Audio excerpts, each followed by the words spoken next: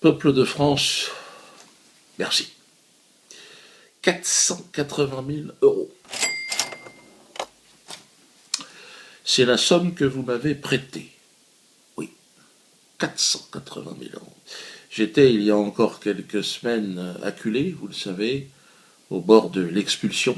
Je ne savais pas si j'allais être obligé de repartir au Cameroun, je ne savais pas si on allait me priver de ma nationalité française. Ruiné, humilié, digne, certes, et résigné, j'attendais la brimade, les coups de fouet fiscaux de nos maîtres, de nos geôliers. Et puis, peuple de France, vous m'avez tendu la main.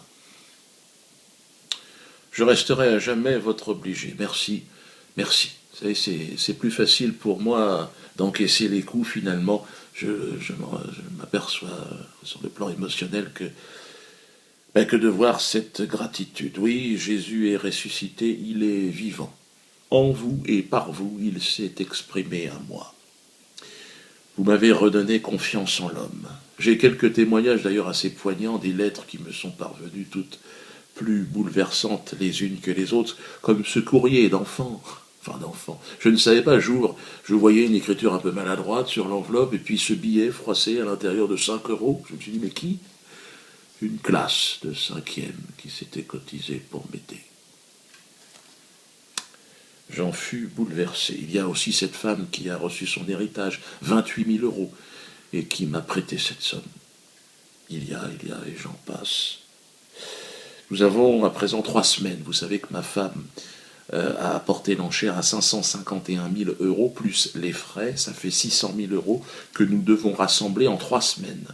Les banques, évidemment, nous ont dit aux ordres de Jérusalem, de Tel Aviv, excusez-moi, Jérusalem étant un territoire palestinien. Les banques, évidemment, nous ont refusé. 600 000 €, il nous manque donc aujourd'hui 120 000 €. Donc, n'hésitez pas à vous rassembler autour de nous, de moi, de ma famille.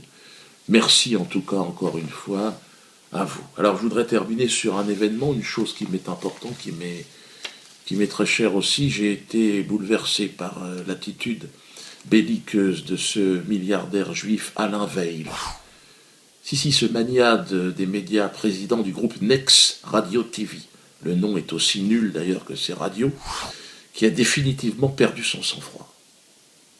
Tiens-toi, Alain Veil, tu dis n'importe quoi.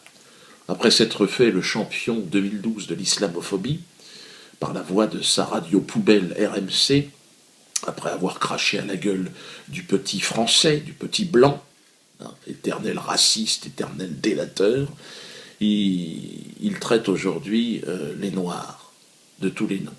Ouais, nous sommes devenus la cible d'Alain Veil et de sa radio poubelle.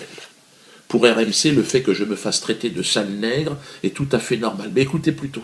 Moi, je comprends pas, parce que on parle on parle sur les Juifs, sur les Arabes, sur les Noirs. Moi, à titre personnel, j'ai envie de vous dire, je suis d'origine africaine, protestant. Aujourd'hui, moi, je suis fan d'un humoriste que je ne vais pas nommer, mais voilà, qui a été antisémite. Dieudonné, dites-le, on est dans les GG. Dieudonné, donc si on est dans les GG, on va tout dire. Moi, j'ai sa page Facebook.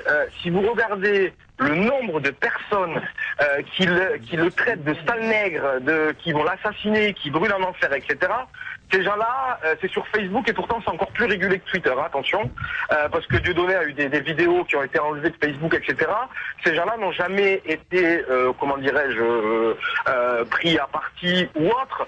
Je vais aller même plus loin, vous prenez le Bétard, qui aujourd'hui est considéré quand même comme une organisation terroriste. Oui, mais attendez, Floyd, je suis pas sûr que l'exemple Dieudonné soit le bon, parce que on n'a pas à le traiter de sale nègre, mais on a envie de dire, il a un peu cherché aussi, puisque lui-même a été très provoquant. Rappelons qu'il a fait quand même monter sur scène un révisionniste qui a été condamné par l'État français.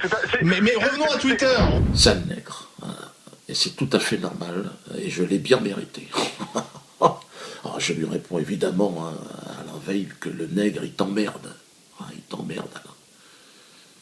Attends, il faut savoir se tenir. Est-ce que moi je te traite de sale youpin, par exemple? Je pourrais le faire. Tu l'aurais bien mérité. Mais je sais me tenir. Je veux dire, il faut qu'on arrive à vivre ensemble, aimez-vous les uns les autres, si possible. Si c'est pas possible, on voit ce qu'on peut faire. En précisant évidemment que tu l'as bien cherché, hein, et tu le sais d'ailleurs. Mais cette haine viscérale du nègre, Alain Veil, va encore plus loin aujourd'hui avec l'affaire Nafissatou Diallo. Écoutez, c'est absolument hallucinant. Je suis très étonnée parce que connaissant un peu les décisions que l'on voit américaines, je trouve que c'est très très peu. Et donc ça me fait vraiment douter. Alors on saura jamais ce qui s'est passé. Ça veut dire qu'elle serait pas si blanche que ça, si je puis dire. C'est vrai que lâcher, si tu veux, lâcher à 1,5 million de dollars quand on sait ce que les juridictions... c'est énorme. Hein. Ouais, mais quand on sait ce que les juridictions américaines ont tendance à donner des dizaines, des centaines de millions de dollars, 1,5 million de dollars, c'est pas beaucoup. Je me demande si... Je sais pas, je veux dire, c'est peut-être épouvantable de dire ça, mais c'est une chance, elle a dit c'est une chance pour sa fille. Elle a touché aussi de l'argent parce qu'elle a été accusée d'être une prostituée par un journal américain qui a été obligé de payer. Donc ça lui a déjà fait de l'argent. Et je me demande, c'est horrible à dire, si c'est pas ce qui lui est arrivé de mieux. Ah, bah effectivement. Non, il n'y a pas de prix d'un viol. Oui, Maria, d'accord. Sauf qu'on ne sait pas s'il y a eu viol. Sauf que c'est pas non plus totalement un viol. Il s'est passé quelque chose. Sinon... On ne peut pas dire qu'être violé est une chance. Je n'ai jamais dit ça. Personne ne dit ça. Il n'empêche que pour lui, c'est une chance. Non, mais le destin de cette femme est extraordinaire. Le destin de cette femme, il y a un an. C'était une femme de ménage qui gagnait 1000 euros. C'est comme, pardonne-moi, c'est un conte de fées. Non, c'est pas un conte de fées. Non, c'est inadmissible ce que tu dis. Excuse-moi. Dans un pays où il y a 200 viols par jour, tu ne peux pas dire ça. Excuse-moi. Elle avait menti pour rentrer dans ce pays. On parle pas d'un viol. Elle a changé toute sa vie. Non, mais alors, c'est un conte de fées. Donc, tu es en train de dire que c'est un conte de fées. Attends, elle a menti pour rentrer aux États-Unis. Non, c'est pas Non, c'est exagéré volontairement. C'est très moche, woman. En l'espèce, c'est quand même un tromblon extraordinaire. Conte de fées. Elle a rien pour elle. Elle sait pas lire, pas écrire. Elle est moche comme un cul et elle gagne 1,5 million. Voilà. Selon Alain Veil et RMC, donc sa radio, cette merde, Nafissatou est une pute qui a gagné au loto. Hein. Elle s'est fait violer par le juif Dominique Strauss-Kahn, son copain, qui fait partie de la même mafia. Mais c'est ce qui lui est arrivé de mieux, Nafissatou. Elle ne sait pas lire, pas écrire, elle est moche comme un cul. Hein, et elle a gagné 1,5 million, c'est quand même extraordinaire cette histoire. Merci Alain Veil. Et toi tu gagnes combien, Alain Veil, en racontant tes conneries racistes et ordurières avec ta radio poubelle. Alors, elle ne sait pas lire et écrire. D'ailleurs ça me rappelle un truc, ça c'est le Bernheim. Hein, c'est pas le grand rabbin, hein. Bon, tu me dis c'est la même chose, c'est le grand rabbin.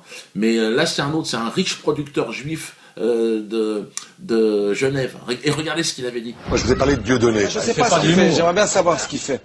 Tout ça est flou, et tout ça est ambigu, et tout ça a une petite odeur. Je pense qu'il n'est pas assez futé pour exactement manipuler les... C'est un nègre. C'est un nègre. C'est un nègre. Que faites-vous, Madame Taubira? Vous n'allez pas faire les négresses de maison jusqu'à combien de temps?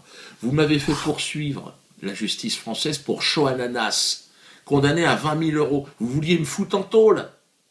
C'était ça le projet. Choananas. Et là, l'autre Alain Veil, lui, il est là, il est bien. Quoi, il vous paye? Qu'est-ce qui se passe?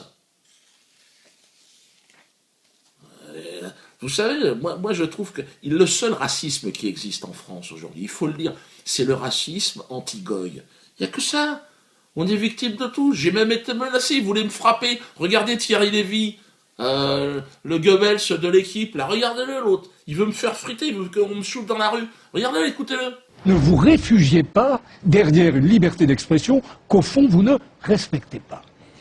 Alors, je trouve le procédé assez malhonnête, je vous le dis. Vous employez des mots que vous allez regretter dans un instant, mais vous vouliez la paix, on peut en sortir très facilement. Vous savez, il y a une série, il y a l'injure, et après l'injure, il y a la loi, et après la loi, il y a les coups.